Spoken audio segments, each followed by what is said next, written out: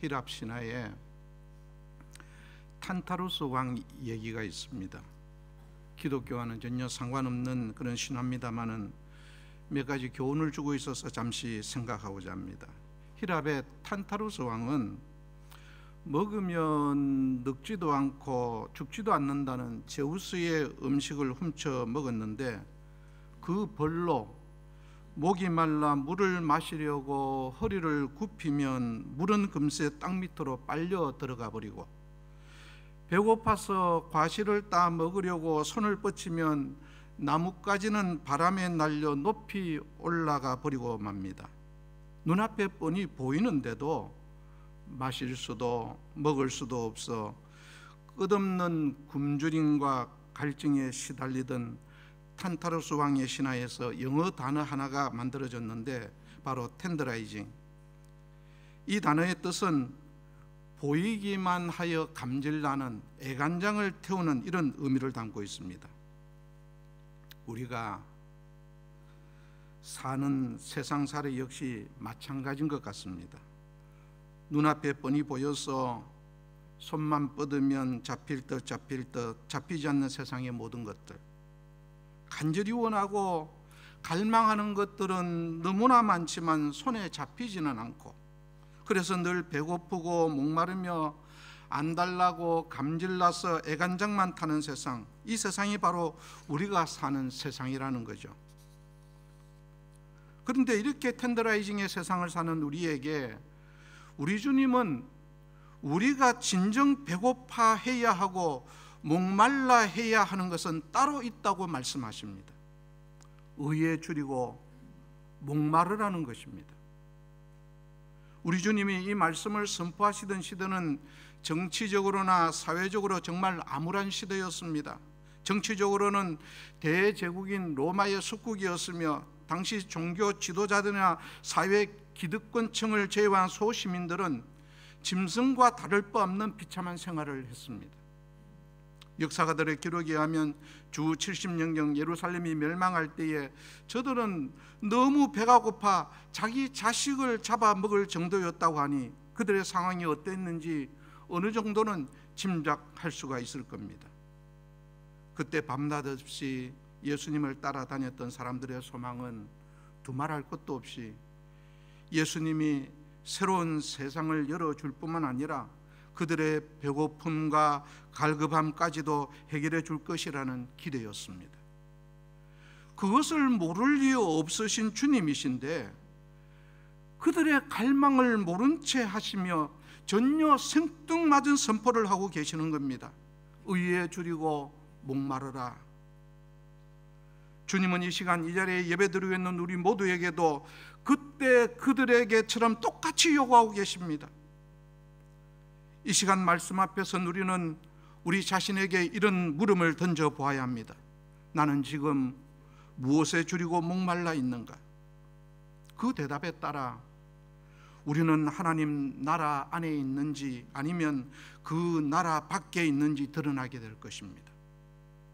오늘 본문은 단 한 절임에도 불구하고 이해하기는 그렇게 쉽지는 않습니다. 도대체 우리가 목말라야 하고 배고파야 할 의의는 무엇이며 의에 목마르다는 것은 도대체 어떤 의미인가 하는 것입니다. 여기서의 의의는 우리의 의의가 아닌 하나님의 의의를 전제로 두어야 해석이 가능한 것입니다. 하나님의 의의를 알기 위해서 먼저 우리의 의에 대해서 먼저 한번 생각해 보겠습니다.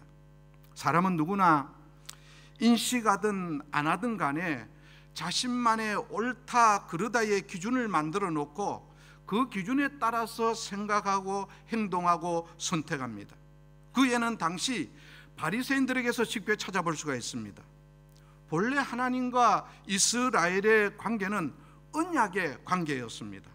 언약 관계란 하나님과 이스라엘의 관계가 신앙이나 도덕성으로 맺어진 것이 아니라 전적으로 하나님의 은혜의 주권으로 맺어진 것을 얘기하는 거죠. 그러나 점차로 하나님과 언약 관계였던 유대인들이 율법의 관계로 매이게 되는데 유대인들은 율법을 지키는 것이 정의요 의로움이라고 여기게 된 때문입니다. 그러다 보니 그들의 신앙에서 하나님은 사라지고 율법이 최고의 가치가 되어 알맹이는 빠진 신앙의 외적 행위가 강조된 스스로의 의, 인간의 의를 드러내는 오류에 빠지게 된 것입니다.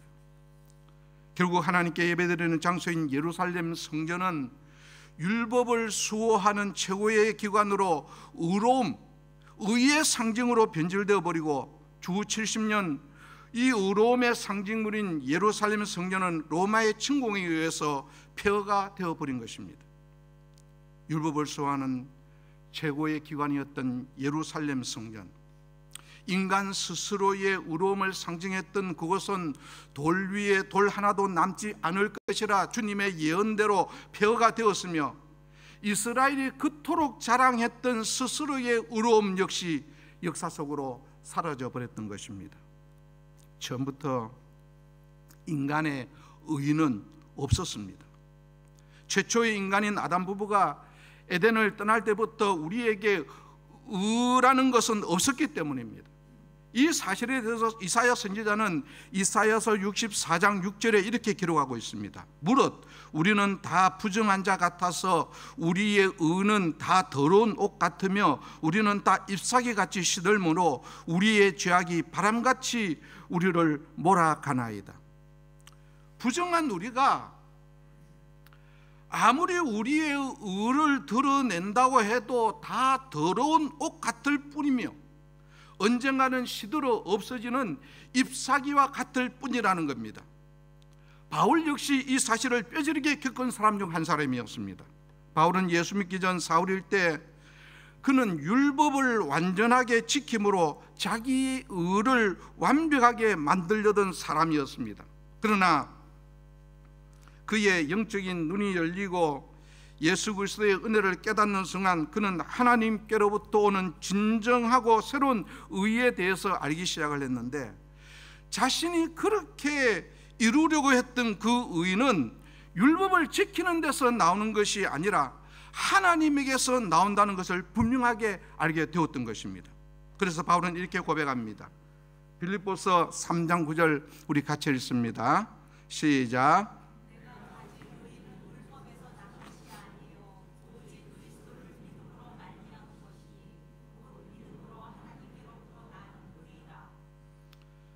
즉 인간이 내세우는 내가 옳다, 내가 맞다 하는 그런 의는 잘못된 것이고, 오직 의는 하나님에게서만 나고 그 하나님을 우리가 믿을 때에 우리 역시 의로워진다는 것입니다. 왜 그렇습니까? 그 이유는 우리 모두가 완전하지 않기 때문에 우리의 의 역시 완전하지 않으며, 무엇보다 사람이 가지고 있는 의의 기준은 시대나 종교 또 사회나 문화에 따라서 매번 변하기 때문에 그렇습니다. 예를 들면 옛날 한국에 이런 말이 있었습니다. 불구대천, 불구대천지 원수. 글자 그대로의 뜻은 하늘을 같이 이고 살지 못한다지만 의미상으로 가면 원수는 결코 이 세상에 살려둘 수 없고 마땅히 죽여야 한다는 의미를 포함하고 있습니다. 아버지를 죽인 원수는 반드시 죽여야 한다. 그때는 그것이 의일 수 있습니다. 그러나 지금 그랬다간 살인자가 되어져서 감옥에 가게 되겠죠. 그래서 아무리 억울한 일이 있어도 법의 판결을 맡기는 것입니다.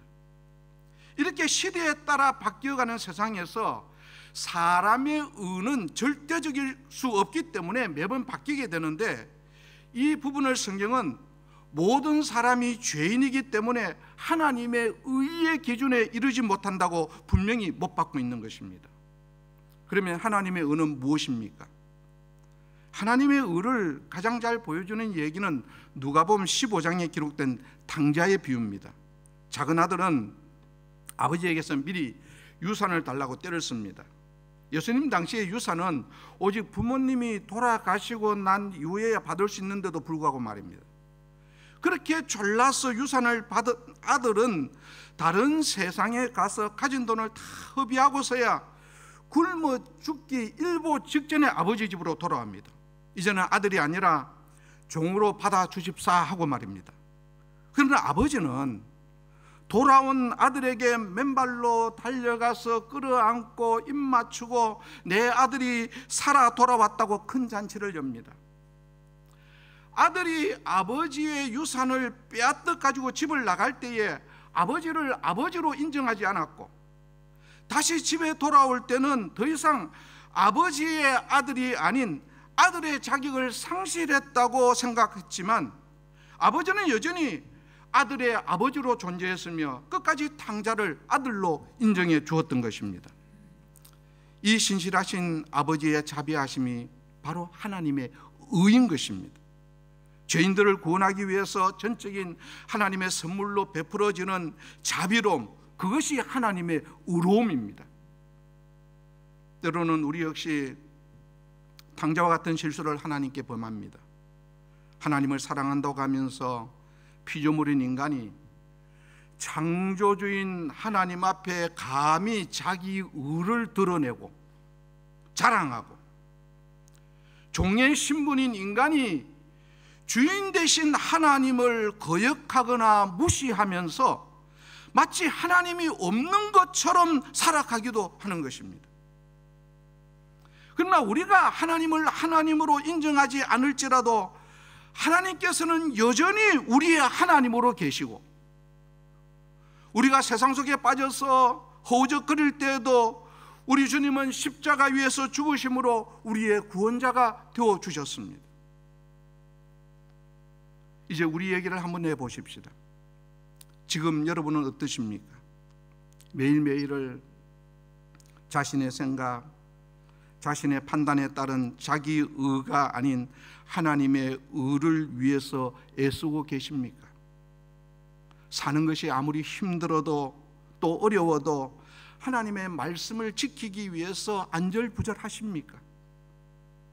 아니면 이만하면 나는 꽤 의로운 사람이지 생각하면서 자신의 의로 하나님에 대한 간절함 없이 살아가는 중은 아니십니까? 이 시간 조금은 고통스럽겠지만 우리 자신의 숨겨진 모습을 들여다보아야만 하는 것입니다. 왜냐하면 우리 왕이신 하나님이 우리에게 이렇게 명령하시기 때문입니다. 로마서 12장 2절 말씀입니다. 너희는 이 세대를 본받지 말고 오직 마음을 새롭게 함으로 변화를 받아 하나님의 선하시고 기뻐하시고 온전하신 뜻이 무엇인지 분별하도록 하라.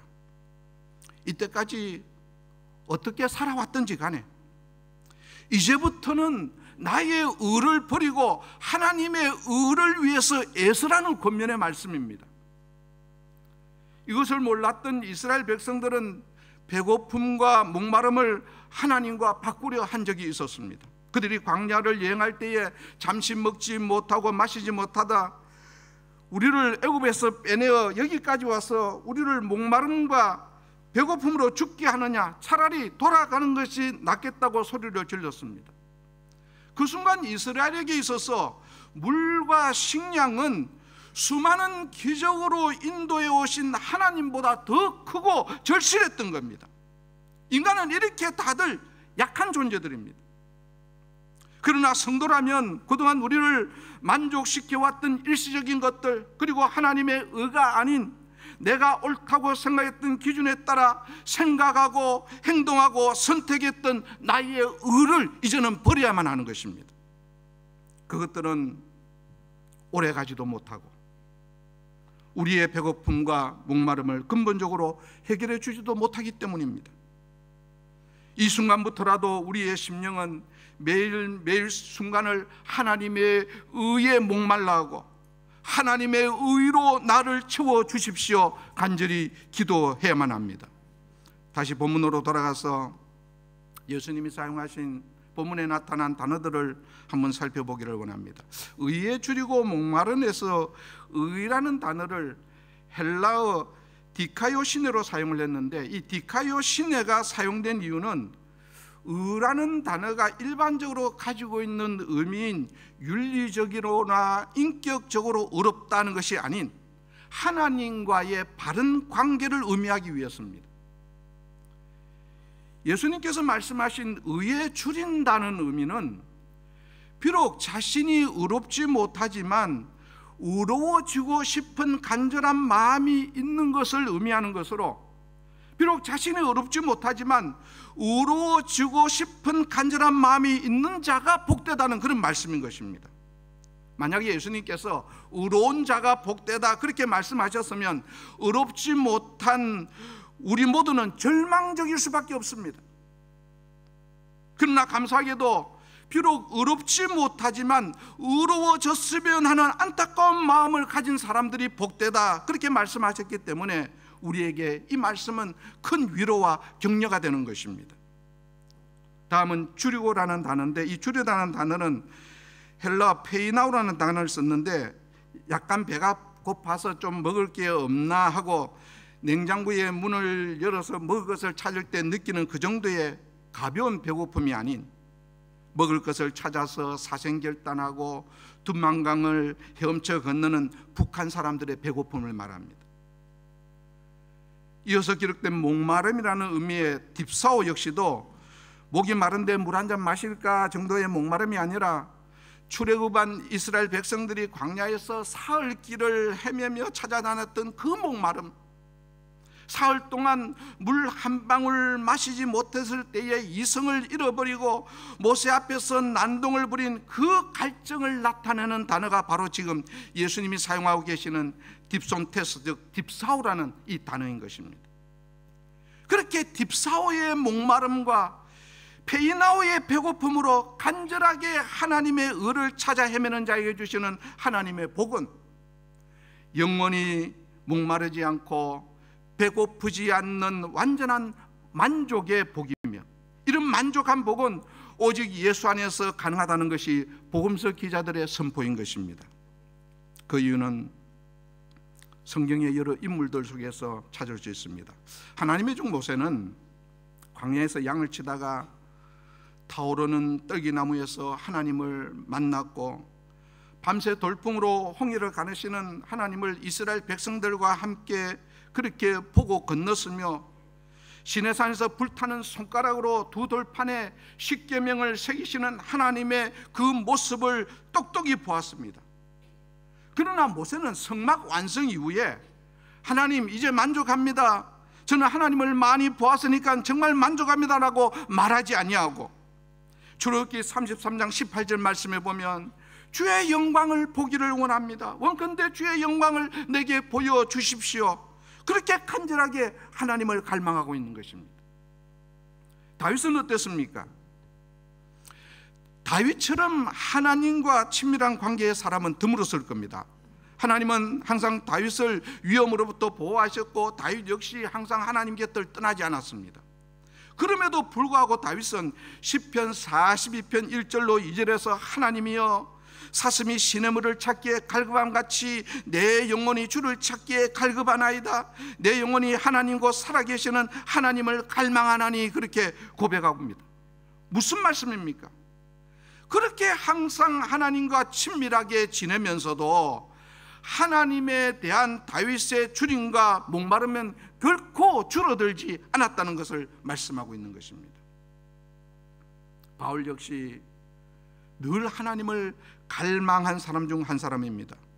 예수 그리스도를 3번이나 만났으며 평생 주를 위해서 그의 삶을 바쳤던 바울이었지만 빌립보서 3장 10절로 12절에 다윗은 다음같이 고백을 합니다. 내가 그리스도와 그 부활의 권능과 그 고난의 참여함을 알고자 하여 그의 죽으심을 본받아 어떻게 해서든지 죽은 자 가운데서 부활에 이르려 하노니 내가 이미 얻었다 함도 아니요 온전히 이루었다 함도 아니라 오직 내가 그리스도 예수께 잡힘받은 그것을 잡으려고 달려가노라. 인간이 가진 수많은 욕구 가운데 가장 기본적이면서도 가장 강렬한 욕구가 목마름을 채우고자 하는 욕구와 배고픔을 채우고자 하는 욕구이기 때문에 만약 배고픔과 갈증을 느끼지 못하는 사람이 있다면 그 사람은 죽은 사람일 것입니다. 영적인 것도 마찬가지입니다. 사람이 병들고 나면 입맛이 없다가도 건강이 회복되기 시작하면 뭔가 자꾸 먹고 싶어 이렇게 땡기는 것처럼 영혼의 배고픔을 느낀다고 하는 것은 내 영혼이 건강하다는 그 증거인 것입니다. 그러나 영혼이 병들면 영적인 모든 것에서 관심이 없어지는 겁니다. 설교를 들어도 시들하고 예배를 드리고 싶은 목마름도 없어지는 겁니다. 그러나 영적인 회복이 찾아오면 예배에 대한 간절함이 용솟음 치면서 말씀에 대한 갈증과 배고픔도 동시에 느껴지는 것입니다. 세상 모든 일도 하나님 관점에서 생각하게 되고 예배를 너무나 기다리게 되고 주시는 말씀은 송이꿀보다도 더 달게 되는 것입니다. 내 영혼이 살아있으면, 그리고 하나님에 대해서 늘 목이 마르면 이렇게 된다는 겁니다. 이 상태를 하버드대의 하워드 가드너 교수의 말을 빌린다면 세상에서 가장 강한 힘은 목마름이다, 이런 말과 상통되겠죠. 누가 성공합니까? 성공에 대한 목마름이 있는 사람입니다. 누가 자유를 얻습니까? 자유에 대한 타는 목마름이 있는 사람입니다. 누가 하나님의 말씀에 길을 열고 그 말씀을 사모합니까? 하나님의 말씀에 대한 그런 갈급한 굶주림이 있는 사람이요, 의에 줄이고 목마른 사람인 것입니다. 문제는 지금 우리가 살아가고 있는 세상이 마치 소돔과 고모라 때처럼 말씀대로 살고 하나님의 의에 늘 목말라 하며 살기에 너무 많이 타락해 있다는 겁니다. 영어 동사 중에 have라는 동사가 가장 많이 사용된다 할 만큼 지나치게 소유에 집착하며 사는 시대가 오늘 바로 이 시대입니다. 제가 좀 늦게 들었는지 모르지만 최근에 한국에 유행하는 신조 중에 휴거라는 것이 있습니다. 우리가 아는 휴거는 우리 주님이 재림하실 때에 구원받은 사람들이 영광스럽게 공중에 들어 올리는 것으로 모든 성도들의 그 마지막 바람 아닙니까? 그런데 최근에 나타난 이 휴거라는 단어를 한국의 유치원이나 초등학교 학생들이 부쩍 많이 사용한다는데, 그들이 사용하는 휴거는 우리가 쓰는 휴거가 아닙니다. 휴먼시아 더하기 거지라는 합성어입니다. 휴먼시아는 한국 토지주택공사에서 제공하는 임대 아파트인데, 이 휴먼시아에 사는 아이들한테 잘 사는 집 아이들이 휴먼시아 거지라고 부른답니다. 그래서 그들을 휴거라고 부르면서 같이 어울리지도 않고 왕따시키고 심지어는 놀이터 사용도 못하게 막는다는 겁니다. 우리가 자랄 때만 해도 부모의 경제 수준과는 상관없이 여러 친구들과 함께 어울려서 재밌게 놀고 미래를 꿈꾸고 그렇게 살았는데 말입니다. 요즘같이 악한 시대가 또 있었나, 이런 생각이 듭니다. 이 말세의 시대를 변화시키는 길은 구원의 하나님께 감사하고 의에 줄이고 목말라 하는 거룩한 열망을 애쓰며 이웃과 세상을 새롭게 하기 위해 애쓰는 것, 그것이 성도인 우리들이 해야 할 일일 것입니다. 우리 심령 속에 오직 하나님을 추구하며 그의 나라와 그의 의로움을 간절히 구할 그때 우리 모두는 하늘의 은혜로 영원히 배부를 수 있을 것입니다. 이런 축복이 이 자리에 함께 예배드리는 예배자 모두와 가정 위에 풍성하게 임하시길 주님의 이름으로 축복합니다. 아멘. 기도.